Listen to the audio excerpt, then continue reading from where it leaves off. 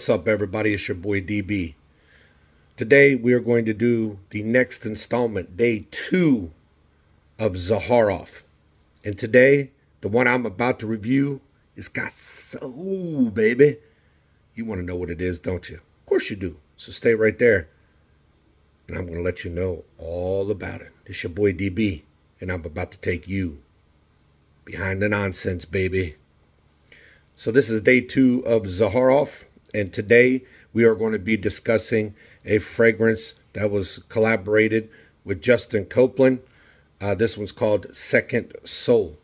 I'm going to let you guys know how I feel about it. Of course, we're going to go through the presentation.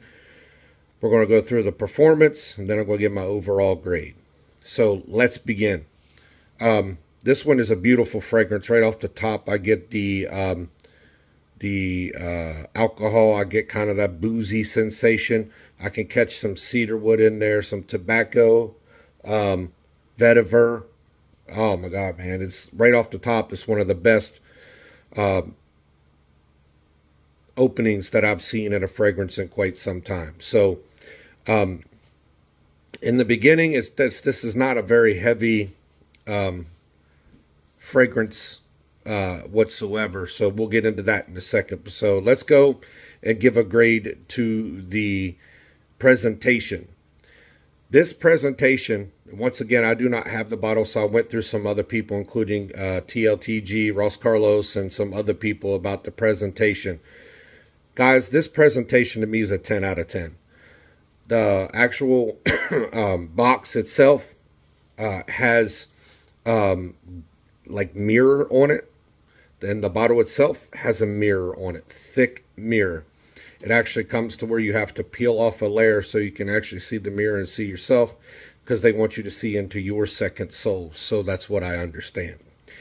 So a 10 out of 10 on the presentation, man. This is absolutely one of the most unique bottles that allow the person that is using the fragrance to be a part of the fragrance.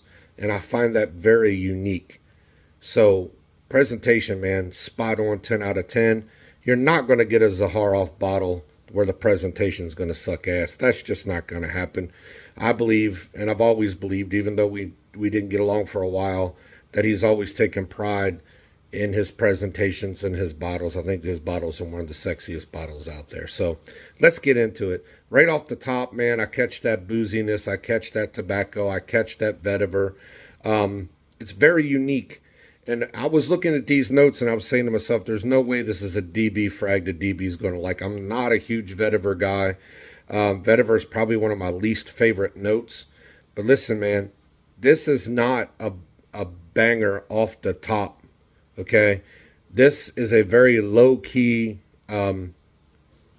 fragrance right off the dot. Your sillage trail is not going to be, more than 4 or 5 feet, okay?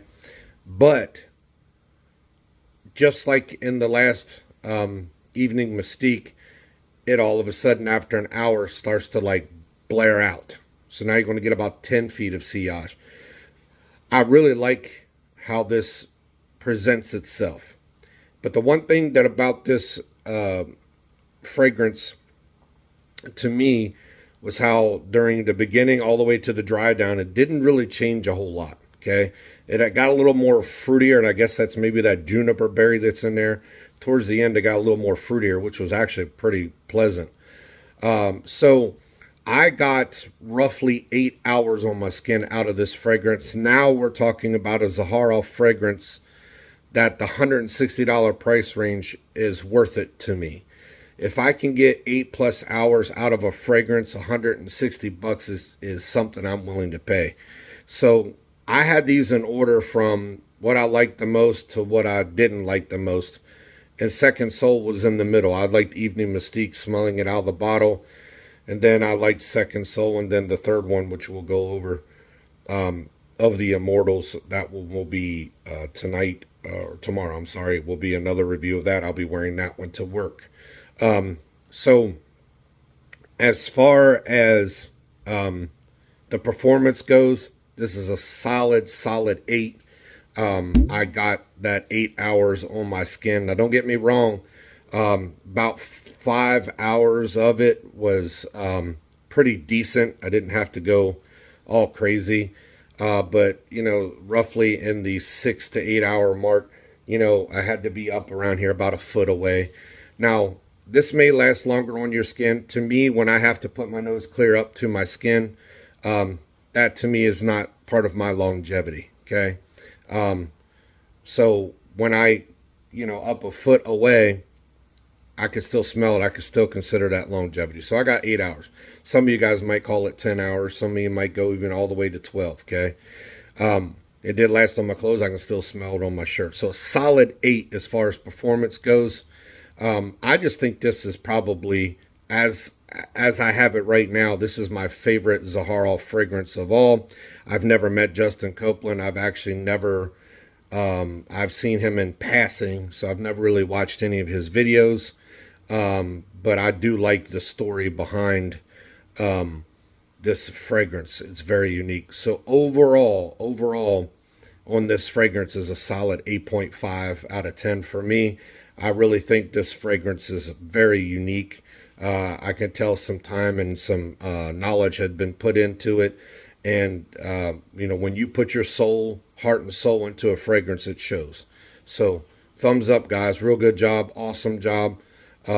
This is actually my favorite from Zaharoff. Like I say, it's only the third one I have, but so far this is my favorite from Zaharoff. So hope you enjoyed today's video. If this is your kind of fragrance, vetiver and patchouli and juniper berries and booziness and tobacconess, get it. It's well worth getting. This your boy DB, and I just took you behind the nonsense. Till next time.